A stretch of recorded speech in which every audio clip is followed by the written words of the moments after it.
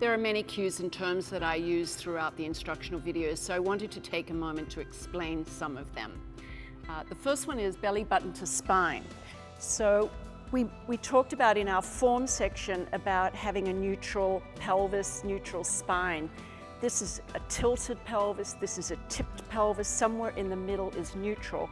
In order to keep it neutral, one of the things that we talk about is pulling that tummy button, your belly button, down towards the platform so that you hinge and stabilize your pelvic girdle.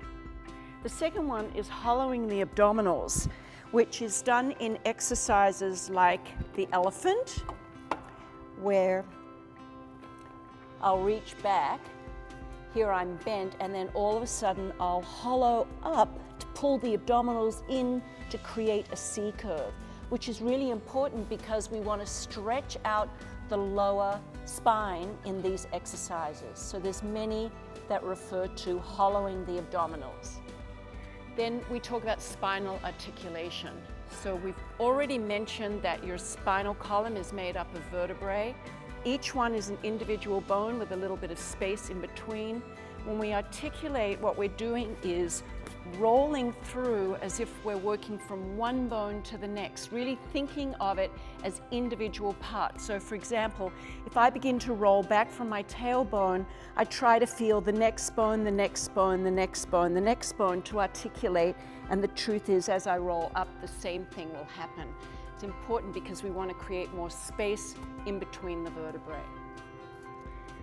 The next one is the C curve, which, for example, in stomach massage is a little bit like, it comes from hollowing the abdominals. So I'm creating a C curve in my lower spine to create some really nice forward flexion and stretch in that part of the body.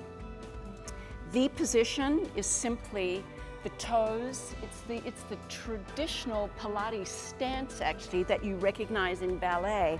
If I stand, V position is first position. So we do that in the warm-up footwork. It's one of the positions to really engage the inner thighs. Parallel feet, parallel legs, parallel arms means that the feet are together in a straight line. We talk about it in the rebounder a lot, so that the parallel feet, you land with your feet this way. Internal rotation is actually a rotation from the joint at the very top. So if I'm internally rotating my shoulder, I rotate this way from here. The same is true of the leg. External rotation is this rotation turning towards the outside. Supine means lying on your back. The chair position is also often referred to as tabletop position. So it's where the thighs are perpendicular to the platform and your calves and your lower legs are actually parallel to the platform. Neutral spine we talked about, which is halfway between a tilt and a tip, so an anterior and posterior tilt of the pelvis. In the middle is neutral.